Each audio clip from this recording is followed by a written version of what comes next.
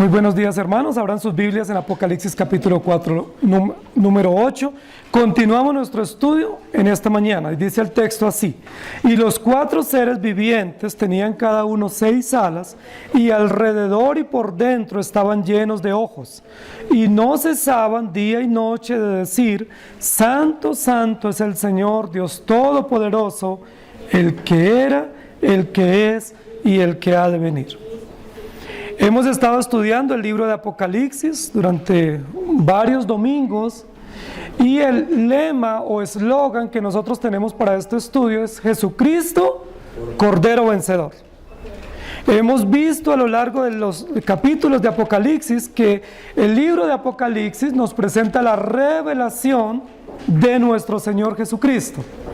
Y nos presenta básicamente toda la historia de la redención, pero de manera específica la consumación o la conclusión de todo el proyecto o el plan de la redención que tiene que ver con Jesucristo, el Cordero Vencedor. El texto que a nosotros nos ocupa hoy es un texto muy importante por varias razones. Continuamos en el trono de Dios, en esa visión extraordinaria que tiene el apóstol Juan en el capítulo número 4, contemplando la grandeza y la magnitud del trono de nuestro Dios, contemplando y describiendo al que está sentado en el trono y toda la corte que contribuye o que da o rinde adoración explícita a Jesucristo, el Hijo de Dios.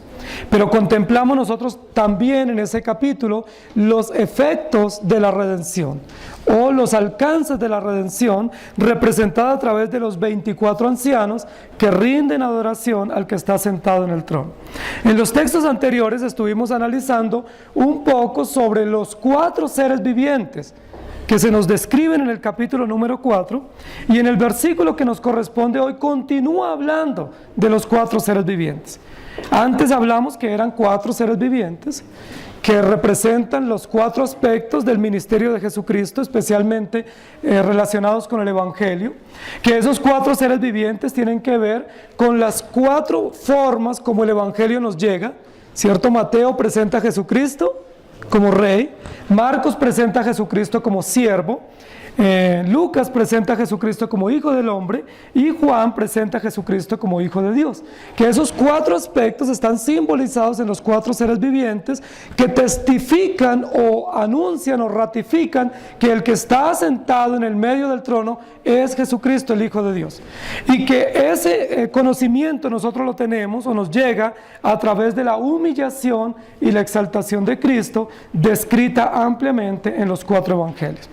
Entonces, básicamente, ¿qué representan los 4 seres vivientes? El Evangelio de nuestro Señor Jesucristo. El mensaje de esperanza, de gracia y de justicia que nos llega a través de Jesucristo, el Cordero de Dios. Y los 4 seres vivientes, comienza el versículo número 8, tenían cada uno 6 alas. Nosotros ya estudiamos eso un poco cuando vimos la visión de Isaías, hablando sobre las 6 alas. ¿Qué representan las 6 alas? No nos vamos a detener en esta mañana, pero básicamente lo que significa es que tiene que ver con la omnipresencia de Dios o con la omnipresencia de Dios a través del Evangelio, con que Dios a través de su Espíritu Santo y a través de su carácter omnipresente y omnisciente está en todo lugar, y que a través de esos seres vivientes, es decir, a través del Evangelio de Cristo Jesús, serán alcanzadas personas de todos los lugares y de todos los lugares más recónditos del mundo. Más adelante en el mismo libro de Apocalipsis se nos va a decir que habrá salvos de todas las naciones, los pueblos, las tribus y las lenguas, dándonos a entender que el Evangelio de Dios es tan poderoso, es tan extraordinario, que llegará a todos los rincones. ¿Sí? No hay nada que lo detenga. ¿Sí? No hay nada que limite el poder del Evangelio. En la visión del profeta Ezequiel se va a hacer una descripción más específica sobre las alas de los serafines. Solo que en Ezequiel no habla de 4 seres vivientes, sino que habla de serafines. Claramente está describiendo una corte angelical, pero estamos diciendo nosotros en los domingos anteriores que en el libro de Apocalipsis no se está describiendo ángeles. no se está describiendo seres espirituales, sino que se está describiendo seres vivientes. Lo dice ahí en el texto en varias oportunidades. Y que esos seres vivientes tienen semejanza de cosas creadas, o semejanza de cosas conocidas, como lo vimos en el versículo número 7, que uno tiene semejanza de león, otro tiene semejanza de becerro, otro tiene rostro como de hombre, y el cuarto es semejante a un águila volando. Entonces dijimos en los domingos anteriores que estos 4 seres vivientes no son ángeles, no son serafines, ni querubines, ni arcángeles, sino que son la descripción del carácter del Evangelio que nos llega a través de Jesucristo. En el versículo que a nosotros nos ocupa, vamos a comenzar a hablar de algo muy importante. Tiene que ver con la adoración al que está en el trono. El libro de Apocalipsis está lleno de himnos. Hay muchos himnos en el libro de Apocalipsis, y la mayoría de los himnos en Apocalipsis están dirigidos al Cordero de Dios. Son himnos cristológicos, son himnos centrados en la obra de la redención, son himnos centrados en describir el carácter de Dios, y esos himnos son extraordinariamente hermosos y maravillosos. El capítulo 4, versículo 8, nos presenta el primer himno del libro de Apocalipsis. Y eso es importante, porque en primer lugar nos ayuda a entender por qué nosotros debemos cantar himnos. El apóstol Pablo en varias oportunidades dice: canten himnos y cánticos espirituales a Dios. Nosotros cantamos himnos porque la Biblia nos enseña que debemos cantar himnos. Y en el capítulo 4, versículo 8, es el primer himno que se entona al Cordero vencedor. Y dice el texto: y los 4 seres vivientes tenían cada uno 6 alas, y alrededor y por dentro estaban llenos de ojos. Dijimos que tiene que ver con la omnisciencia de Dios, y no cesaban día y noche de decir. Y el título de la predicación hoy es: y no cesaban de decir. Es decir, constantemente, permanentemente, diligentemente, estos 4 seres vivientes entonan alabanzas de adoración y de exaltación al carácter de Jesucristo que está sentado en el trono de Dios. Los ojos nos hablan de las funciones de vigilancia, de sabiduría, de omnisciencia y de control universal que tiene Jesucristo a través del Evangelio. Y este himno es un himno hermoso.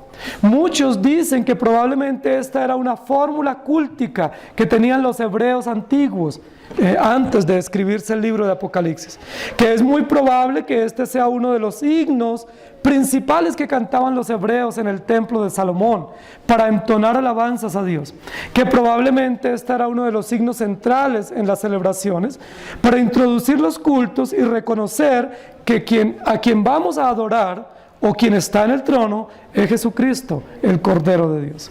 Y necesariamente tenemos que hacer una aplicación.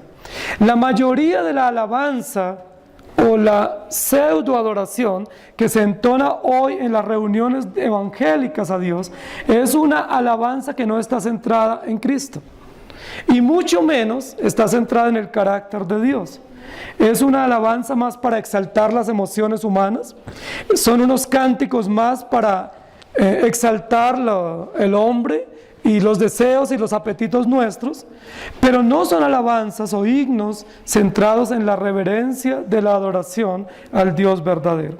El libro de Apocalipsis nos va a enseñar a lo largo de su desarrollo cómo debemos adorar a Dios, cuál es el contenido de nuestra adoración, cuál debe ser la fórmula o el carácter o el propósito de la adoración. Apocalipsis capítulo 4, versículo 9 dice: y siempre que aquellos seres vivientes dan gloria y honra y acción de gracias al que está sentado en el trono, al que vive por los siglos de los siglos. Y luego en el capítulo 7 de Apocalipsis, versículos 12 al 17, dice así: diciendo amén, la bendición y la gloria y la sabiduría y la acción de gracias y la honra y el poder y la fortaleza sean a nuestro Dios por los siglos de los siglos. Amén. Entonces uno de los ancianos habló diciéndome: estos que están vestidos de ropas blancas, ¿quiénes son y de dónde han venido? Yo le dije: Señor, tú lo sabes. Y él me dijo: estos son los que han salido de la gran tribulación y han lavado sus ropas y las han emblanquecido en la sangre del Cordero. Por esto están delante del trono de Dios y le sirven día y noche en su templo. Y el que está sentado sobre el trono extenderá su tabernáculo sobre ellos. Ya no tendrán hambre ni sed, y el sol no caerá más sobre ellos ni calor alguno, porque el Cordero que está en medio del trono los pastoreará y los guiará a fuentes de agua de vida, y Dios enjugará toda lágrima de los ojos de ellos. Y los 4 seres vivientes no cesaban día y noche de decir. Es supremamente interesante porque nosotros sabemos que la descripción que se está haciendo del capítulo 4 es celestial, es del trono de Dios. Y Dios no está regido por tiempo ni por espacio. No obstante, en la descripción natural histórica que se nos presenta a nosotros, dice que estos seres vivientes no cesaban día y noche, como si Dios estuviera regido por el tiempo, como si fuese notorio en el cielo cuándo es el día o cuándo es la noche. No obstante, es necesario para nosotros que se nos indique así, para que sepamos que permanentemente o constantemente estos 4 seres vivientes rinden adoración a Dios. ¿Qué es lo que nos quiere decir el versículo? Que la adoración única y exclusiva nos viene a través de Jesucristo y la entendemos a través del Evangelio. Que solo a través del Evangelio que se nos revela por Jesucristo, nosotros podemos adorar correctamente a Dios. Sin el Evangelio, nosotros no podemos adorar, porque no entendemos a Dios. Nosotros podemos tener conocimiento bíblico, conocimiento religioso y teológico, pero sin la gracia que nos viene a través de la obra perfecta de Cristo, nunca podremos adorar correctamente a nuestro Dios. ¿Qué es lo que dicen estos 4 seres vivientes? Pareciera que son 4 personajes en cada esquina del trono celestial. Pareciera que son 4 esquinas o 4 ángulos que rinden adoración. Pero ya dijimos que estos 4 seres vivientes representan el Evangelio y los aspectos del carácter de Cristo que nos llegan a través del Evangelio. Jesucristo como Rey, Jesucristo como siervo, Jesucristo como hombre y Jesucristo como Dios.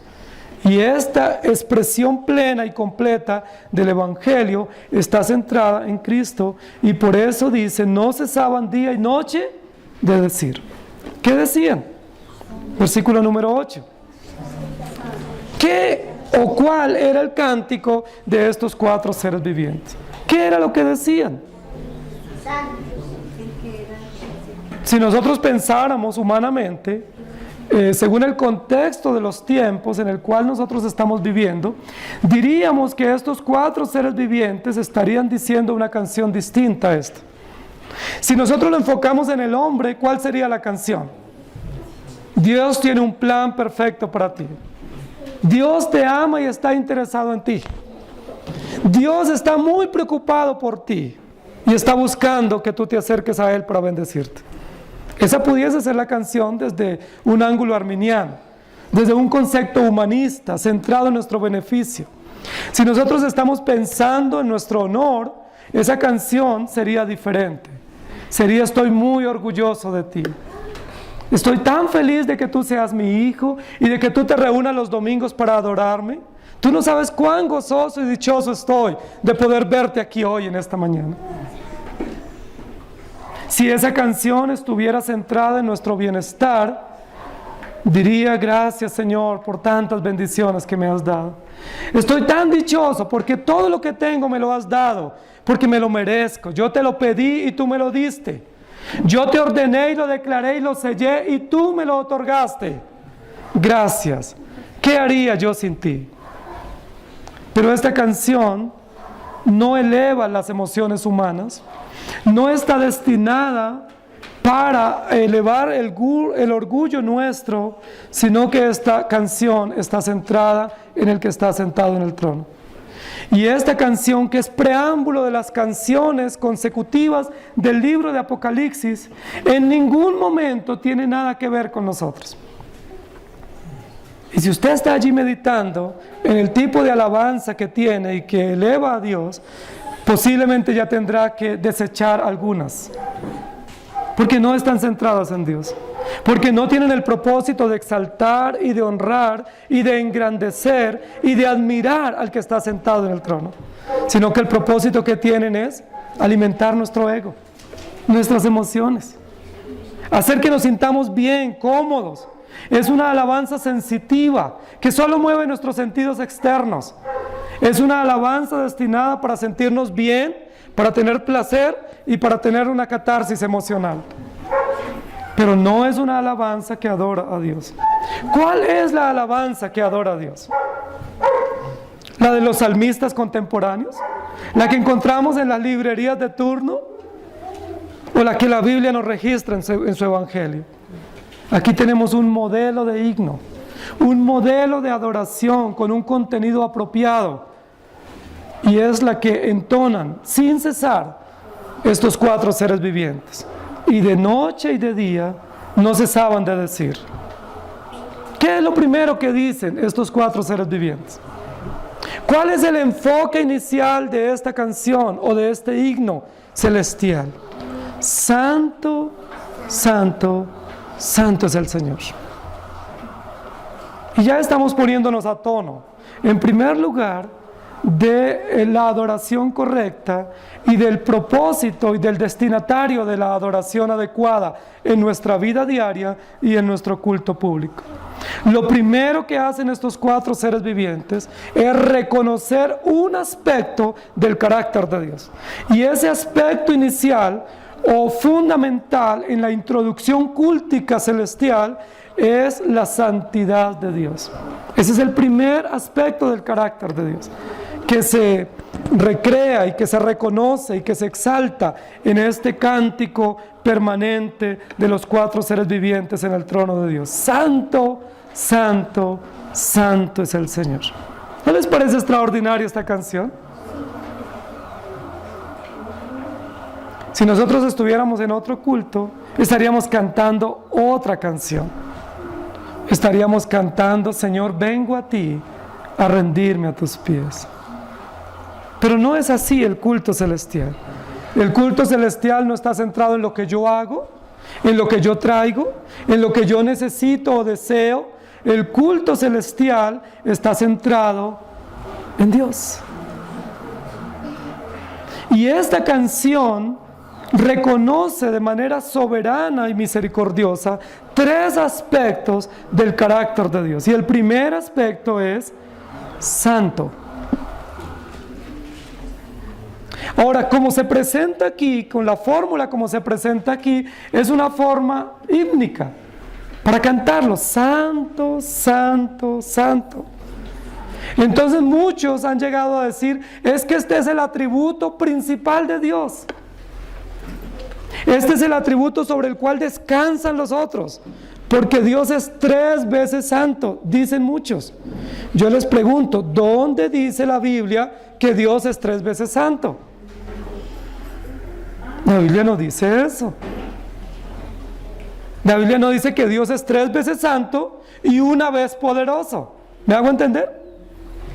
La Biblia no dice que Dios es 3 veces santo y 1 vez justo. Porque si así fuera, Dios no sería perfecto. Si fuese 3 veces santo y lo demás 1 vez justo, 1 vez amoroso, 1 vez compasivo, no sería perfecto. Porque habría un atributo que sobresale y los demás serían secundarios o dependientes o colaterales. Nosotros no podemos usar esta fórmula para decir Dios es 3 veces santo. Ahora hay otros aún más atrevidos que dicen, es que es santo el Padre, santo el Hijo y santo el Espíritu Santo. Por eso dice 3 veces santo. Bueno, entonces necesitaríamos que dijera 3 veces justo, porque el Hijo también es justo y el Espíritu también es justo. ¿Me hago entender? Esta fórmula aquí es una fórmula cúltica. No es una fórmula teológica para nosotros concluir que Dios es 3 veces santo. Él sencillamente es santo. Pero ¿qué es lo que quiere decir con esa repetición? En primer lugar, es una figura literaria de repetición, de reiteración, de énfasis. ¿Qué es lo que quiere hacer Dios a través de este cántico introductorio? Mostrarnos el énfasis de la santidad de Dios. Dios es santo. Y eso es enfático, eso es absoluto, eso es principal para nosotros. Ahora, cuando la Biblia enfatiza un aspecto del carácter de Dios, tiene un valor agregado pedagógico para instruirnos a nosotros. Siendo que Dios es santo de manera enfática, ¿cuál es la lección práctica para nosotros?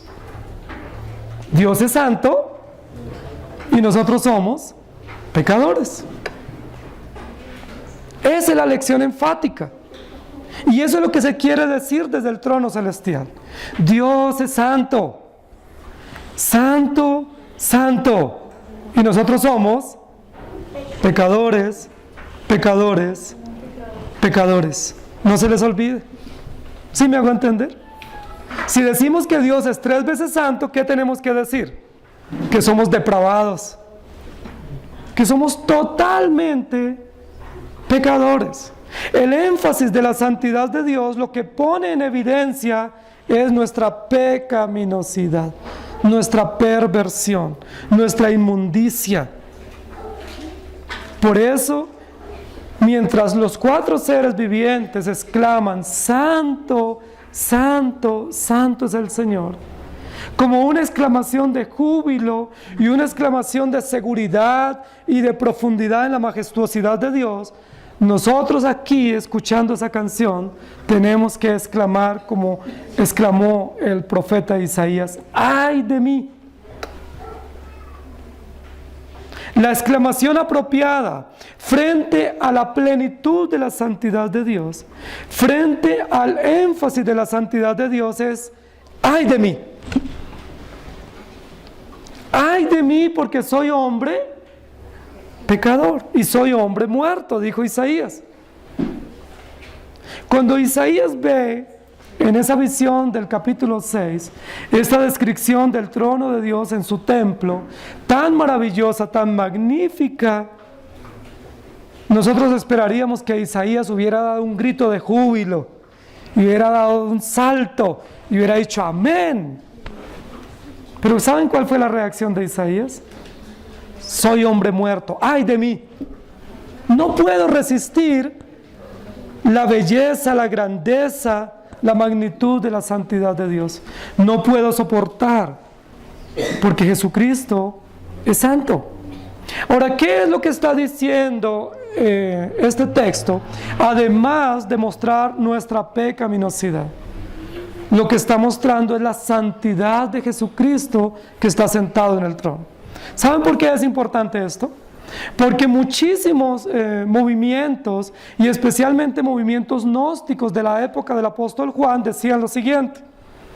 Decían, Jesucristo no es Dios. Sí hay una deidad suprema. Sí hay un Dios. Los hebreos monoteístas decían, sí hay un Dios. Jehová, nuestro Dios, Jehová, uno es, existe, lo creemos. Pero Jesucristo no es Dios. Jesucristo es una revelación de Dios. Jesucristo es un ser creado. Otros decían Jesucristo es Elías, o es Juan el Bautista reencarnado, o es uno de los profetas. Y otros aún se atrevían a decir que Jesucristo era como una silueta que caminaba, o como una esencia que se veía pero no se podía tocar, no era tangible. Todo el movimiento gnóstico que creció ampliamente en el pensamiento griego, especialmente en toda esta región de Asia Menor, decía Jesucristo no es Dios. Es un hombre inteligente, es un buen maestro, es un buen profeta. Bueno, y los que daban el beneficio de que Jesucristo fue Dios, decían Jesucristo sí fue Dios, hombre, pero no perfecto. Él pecó. Y no deja de haber todavía muchos que dicen que Jesucristo pecó. Gran parte de las producciones de cine relacionadas con Cristo dicen que Jesucristo pecó. Las han visto, ¿cierto? Entonces algunos dicen que o pecó con hombres sexualmente o con mujeres, pero que no puede ser cierto que él no haya pecado. Es decir, relacionan a Jesucristo con su conocimiento, con su poder y con su autoridad, pero dicen que Él no fue santo, que Él se contaminó con el pecado. Por eso es importante que se introduzca este himno, entonado al que está sentado en el trono, que es Jesucristo, el Cordero Vencedor, enfatizando de manera categórica la santidad no solo de Dios, sino la santidad de Jesucristo. Jesucristo es santo. Amén. Él es santo. La Biblia lo dice. Dice que en todo fue semejante a nosotros, pero sin pecado. Fue concebido de manera milagrosa a través del Espíritu Santo. Fue puesto en el vientre de una virgen, de la Virgen María, y nació sin ningún tipo de contaminación ni herencia pecaminosa de Adán. La Biblia dice que Jesucristo es Dios. Jesucristo es santo y tiene todos los atributos de Dios. Por eso se exalta y se reconoce la santidad de Jesús. Y esa es una doctrina que nosotros creemos firmemente, la impecabilidad de Jesucristo. Jesucristo no conoció pecado, Jesucristo no cometió pecado, no tiene nada que ver con el pecado en cuanto a practicar o desear o caer en el pecado, porque Él es santo. Isaías capítulo 6, versículos 2 y 3 dice: por encima de él había serafines, cada uno tenía 6 alas, con 2 cubrían sus rostros, con 2 cubrían sus pies y con 2 volaba. Y el uno al otro daba voces diciendo: Santo, Santo, Santo, Jehová de los ejércitos, toda la tierra está llena de su gloria. Y luego en Hebreos capítulo 4, versículo 15 dice: porque no tenemos un sumo sacerdote que no pueda compadecerse de nuestras debilidades, sino uno que fue tentado en todo según nuestra semejanza, pero sin pecado. Habla de Jesucristo, sumo sacerdote. Primera de Pedro capítulo 2, versículo 22 dice: el cual no hizo pecado, ni se halló engaño en su boca. Y luego en Primera de Juan, capítulo 3, versículo 5, dice: y sabéis que Él apareció para quitar nuestros pecados, y no hay pecado en Él. Isaías 53, 11, verá el fruto de la aflicción de su alma y quedará satisfecho. Por su conocimiento juzgará a mi siervo justo a muchos y llevará las iniquidades de ellos. ¿Jesucristo es santo?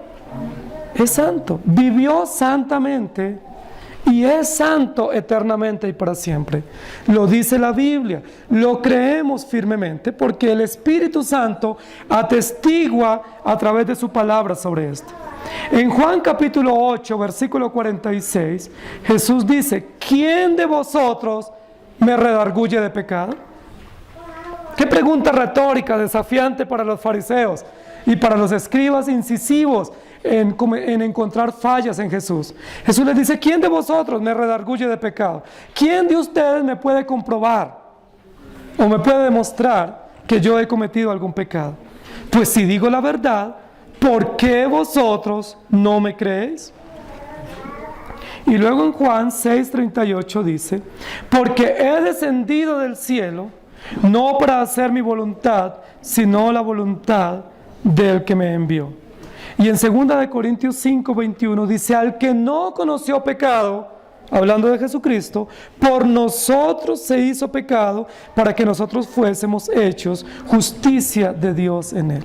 No dice que cometió pecado, sino que tomó el lugar nuestro justamente para pagar la sentencia condenatoria de la ira de Dios que venía por nuestros pecados. Isaías 6:5: entonces dije: ay de mí, que soy muerto, porque siendo hombre inmundo de labios y habitando en medio de pueblo que tiene labios inmundos, han visto mis ojos al Rey, Jehová de los ejércitos. Y no cesaban de decir: Santo, Santo, Santo es el Señor. ¿Por qué estos 4 seres vivientes no dejan, no cesan, no descansan de exaltar, de magnificar y de reconocer la santidad de Dios. Porque estos 4 seres vivientes representan el Evangelio y representan a Cristo. Es decir, Cristo mismo se exalta a sí mismo a través de su palabra y por su Espíritu y nos da la fórmula correcta de adoración. Cristo se honra a sí mismo. La Biblia dice que Él no recibe honra de nadie, porque nadie le puede dar la honra de vida. Si nosotros le damos honra a Cristo, ¿qué tipo de honra le vamos a dar? Imperfecta, pecaminosa, egoísta, materialista. ¿Quién es el único que puede honrar y alabar perfecta y sabiamente al Cordero vencedor? Jesucristo mismo. Él tiene contentamiento en sí mismo. Él se complace en sí mismo. Y Él nos muestra que Él mismo demanda adoración y que esa adoración Él mismo la ha provisto en sí mismo a través del Evangelio. Por eso Juan capítulo 4, Dios busca adoradores que le adoren en espíritu y verdad. Ha sido un texto muy manipulado, porque le hacen sentir a uno culpa. Si tú no viniste hoy, Dios está triste porque extrañó tu dulce voz, adorándole en su templo. Ese vacío que Dios tuvo hoy, qué tristeza, Dios nostálgico en el cielo porque tú no le cantaste con alegría. Porque Él está buscando quien le adore en espíritu y verdad. ¿Será eso cierto? ¿Será cierto que la adoración de Dios depende de ti? ¿De tu buena disposición? ¿De tu buena voz? ¿De tu buen motivo? Este texto nos ayuda a aclarar. La perfecta, la verdadera, la correcta adoración la da Dios mismo, para sí mismo.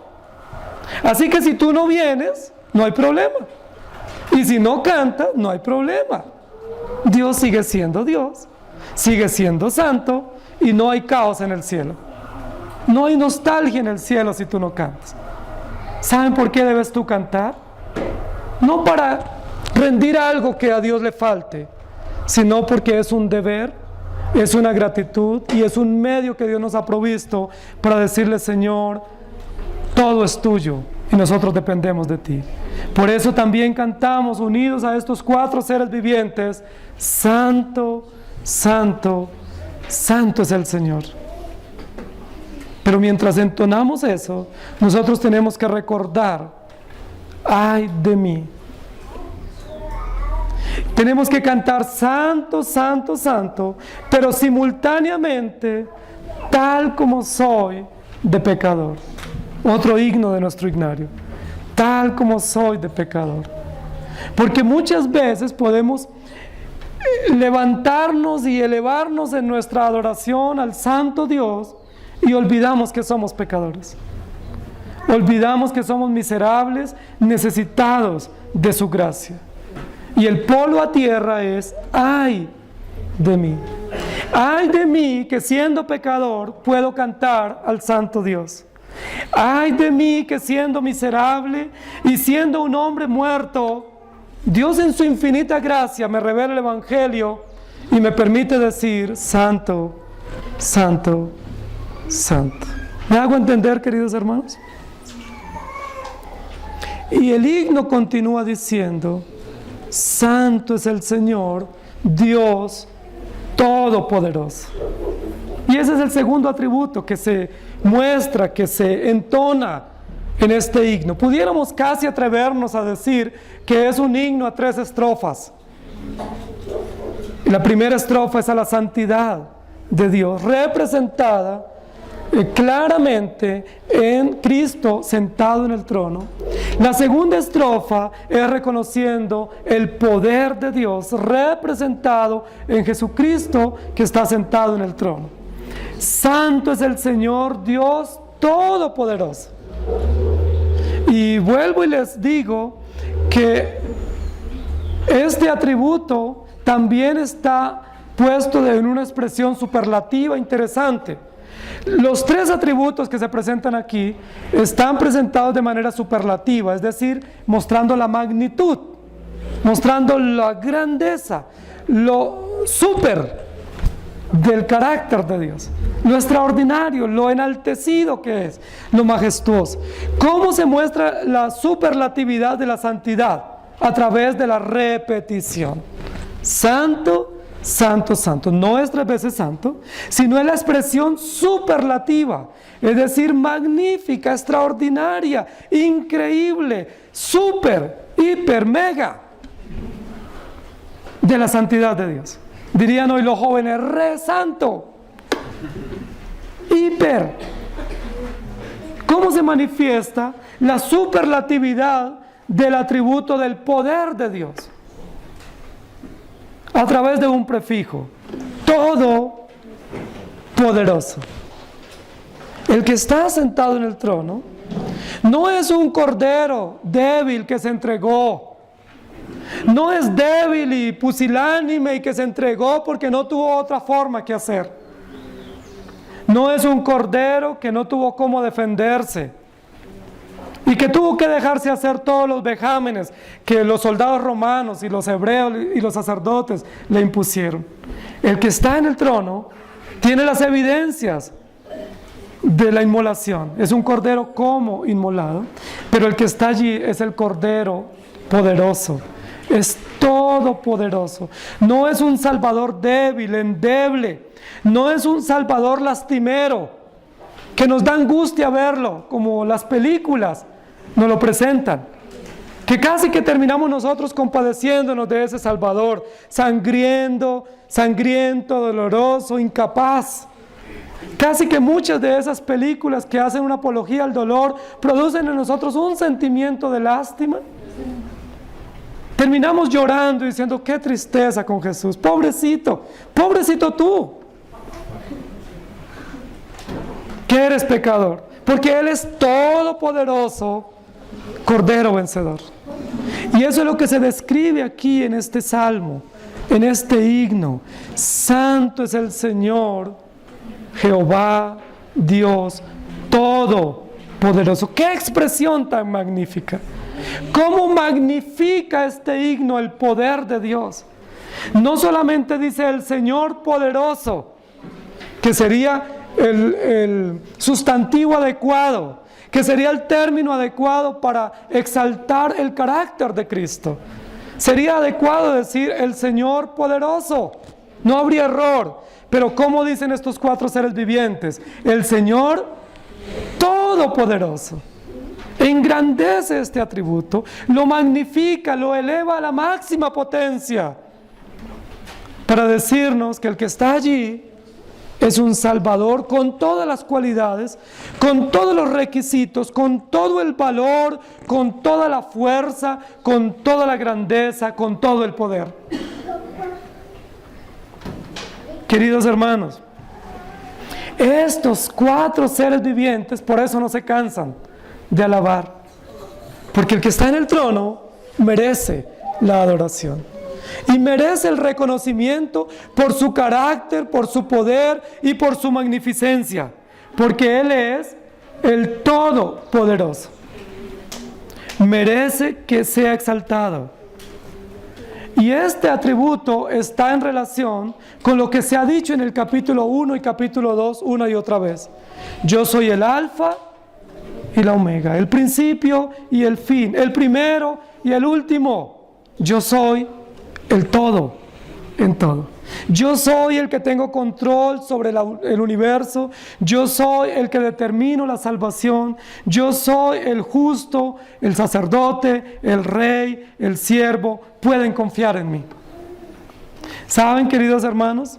La expresión todopoderoso produce en nosotros, o debe producir en nosotros, como elemento aplicativo, como reacción pedagógica, como condescendencia para nosotros, una exclamación. Y la exclamación que tiene que producir es, no por mí. La primera exclamación es santo, y produce en nosotros, ay de mí. La segunda exclamación es poderoso, pero traduce en nosotros no por mí. Porque siendo que Dios es todopoderoso, ¿qué podemos hacer nosotros? ¿Qué capacidad tenemos? ¿Qué aporte damos con relación a la salvación? Con relación al cuidado de Dios, con relación a la confianza. ¿Qué aporte tenemos? Yo te pregunto a ti, ¿qué has aportado tú? ¿Cuál es tu contribución? En algunos contextos bien equitativos sería 50-50. Y en unos un poco menos equitativos sería un 70-30 o un 90-10. Y en algunos un poco más ortodoxos sería un 99 contra 1. ¿Qué dice la Biblia? ¿Cuál es tu aporte en la salvación? ¿Cuál es tu aporte en la conservación de tu salvación? ¿Cuál es tu aporte en la santificación, en la preservación, en la conservación? ¿Por qué el himno presenta el atributo de manera superlativa? Para que no quede espacio para nuestra contribución. Es el todo poderoso. O casi que pudiéramos decir el único poderoso. Para que nosotros no digamos, yo también soy poderoso. Yo también aporto. Yo también tengo. Saben, hermanos queridos, los destinatarios del libro de Apocalipsis estaban amenazados de muerte y estaban pasando un periodo de gran sufrimiento. Recordemos que en términos históricos era la realidad. Los creyentes estaban muy amenazados. Algunos los habían torturado, algunos los habían exiliado, algunos los estaban persiguiendo. Habían muchos desaparecidos en ese momento en las diversas iglesias de Asia Menor. ¿Qué necesitan ellos como objeto para su confianza? No solamente creer en Cristo, sino saber y reconocer que Jesucristo es todopoderoso. No solo poderoso para salvarnos, sino poderoso también para guardarnos, para preservarnos, para auxiliarnos, para mostrar su poder perdonando nuestros pecados, para mostrar su poder limpiándonos y ayudándonos. Isaías 45, versículo 6, dice: para que sepa desde el nacimiento del sol y hasta donde se pone, que no hay más que yo Jehová, y ninguno más que yo. ¿Ninguno más en qué? En poder. Ahora, si ustedes están notando juntamente conmigo, este preámbulo o este primer himno en la adoración de Dios en el trono no está relacionado con la redención, como otros himnos del capítulo 4 o capítulo 7. Este himno no está relacionado con los efectos o los alcances redentivos de Cristo, que sería lo más común. Este himno es como un himno exaltando el carácter, exaltando los atributos, las perfecciones de Jesucristo. Apocalipsis 2:8 dice: y escribe al ángel de la iglesia en Esmirna, el primero y el postrero, el que estuvo muerto y vivió, dice esto. Y luego en Isaías 44:6 dice: así dice Jehová, Rey de Israel y su Redentor, Jehová de los ejércitos: yo soy el primero y yo soy el postrero, y fuera de mí no hay Dios. Y luego en Juan 1:3 dice: todas las cosas por Él fueron hechas, y sin Él nada de lo que ha sido hecho fue hecho. ¿Cómo fue hecha la creación? Con el poder de Dios, con el poder de la palabra. Salmo 115:3 dice: nuestro Dios está en los cielos, todo lo que quiso ha hecho. ¿Es todopoderoso? Claro que sí. Génesis 49:24 dice: mas su arco se mantuvo poderoso, y los brazos de sus manos se fortalecieron por las manos del fuerte de Jacob, por el nombre del pastor, la roca de Israel. Y Salmo 24, versículos 8 al 10: ¿quién es este Rey de gloria? Jehová el fuerte y valiente, Jehová el poderoso en batalla. Alzad, oh puertas, vuestras cabezas, y alzad vosotras puertas eternas, y entrará el Rey de gloria. ¿Quién es este Rey de gloria? Jehová de los ejércitos, Él es el Rey de la gloria. Queridos hermanos, nosotros tenemos un Salvador todopoderoso, y eso es maravilloso para nosotros.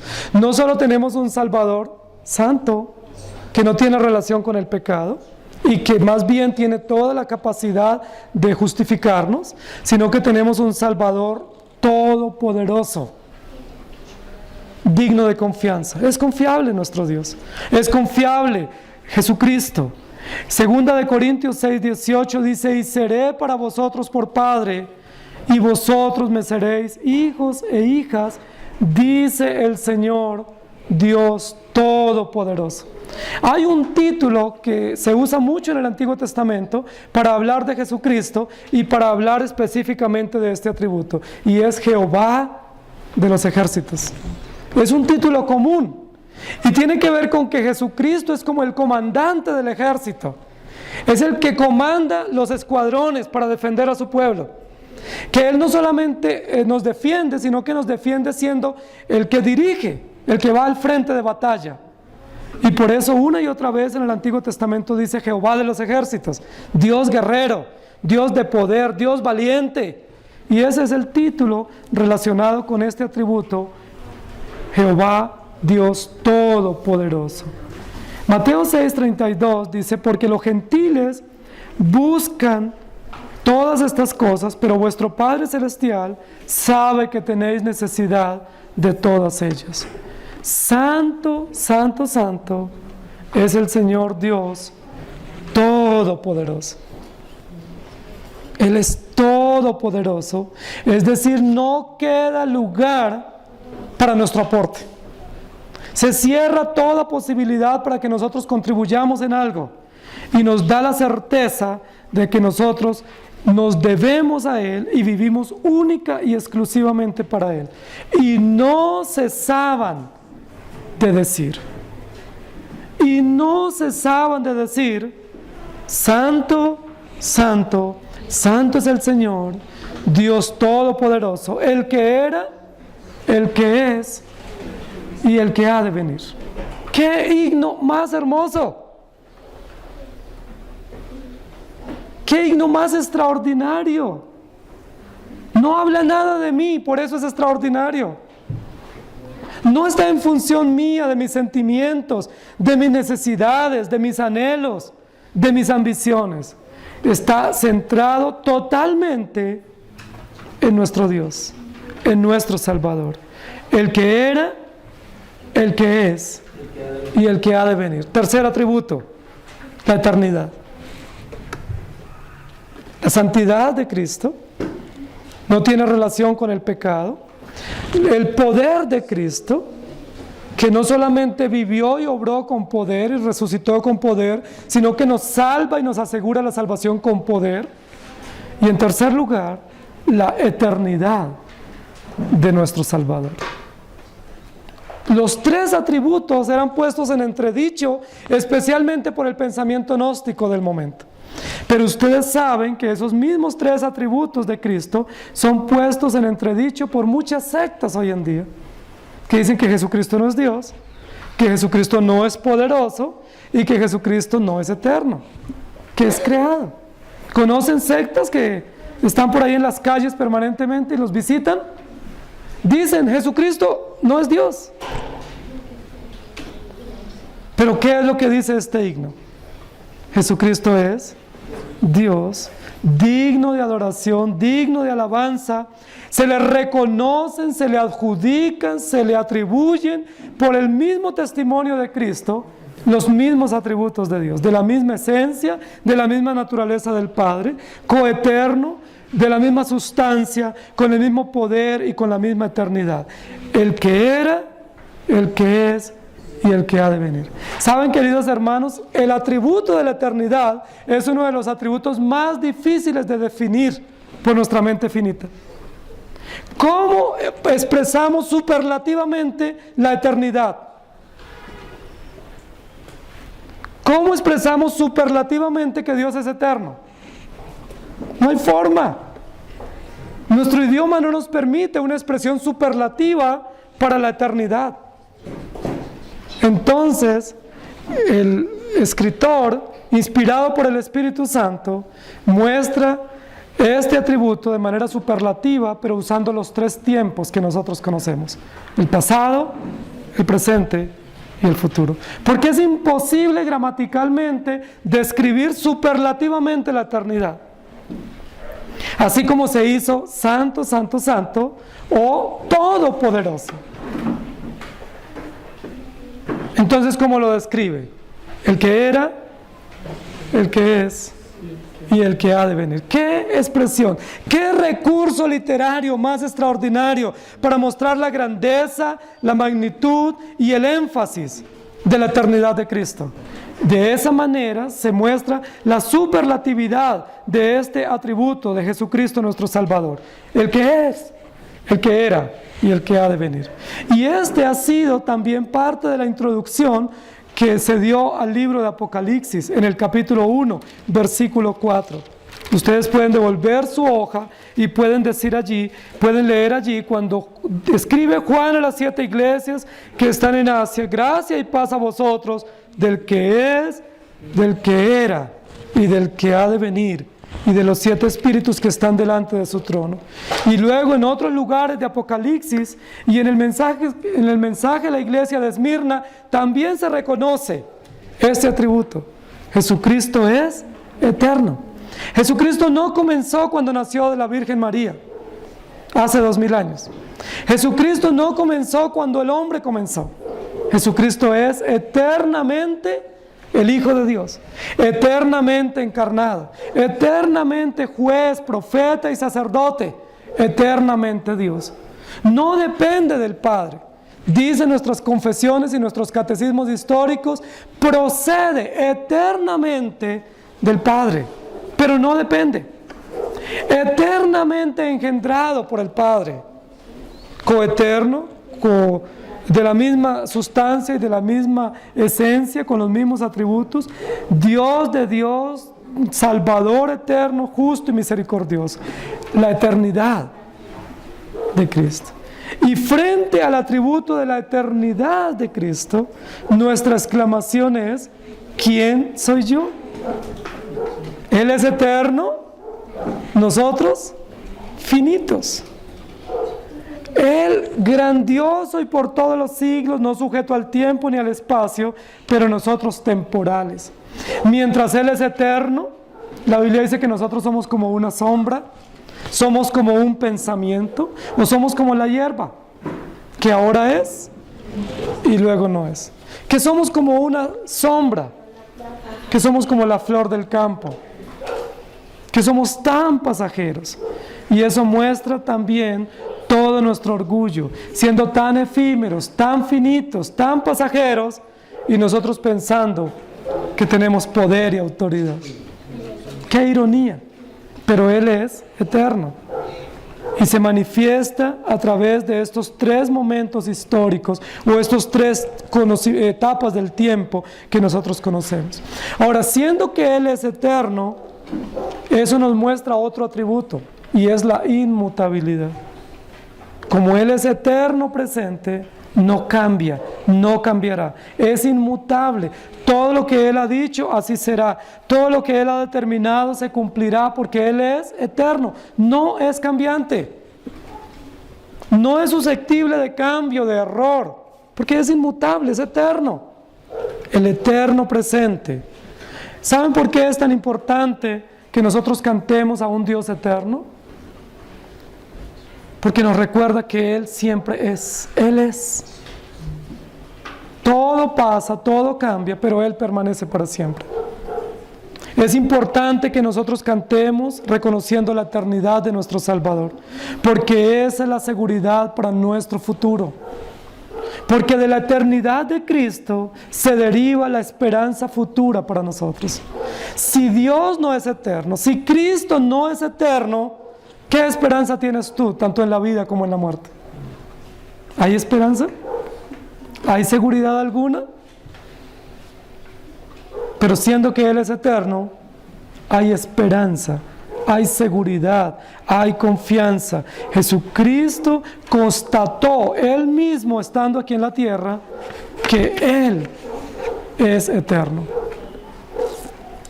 Éxodo capítulo 3, versículos 14 y 15 dice: y respondió Dios a Moisés: yo soy el que soy. Y dijo, así dirás a los hijos de Israel, yo soy, me envió a vosotros. Además dijo Dios a Moisés, así dirás a los hijos de Israel, Jehová, el Dios de vuestros padres, el Dios de Abraham, Dios de Israel y Dios de Jacob, me ha enviado a vosotros. Este es mi nombre para siempre. Con él me recordaréis por todos los siglos.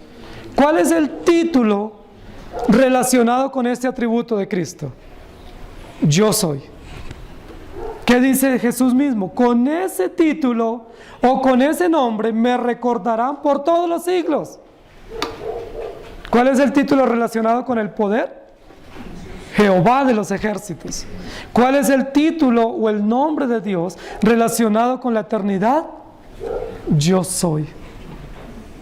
El eterno presente.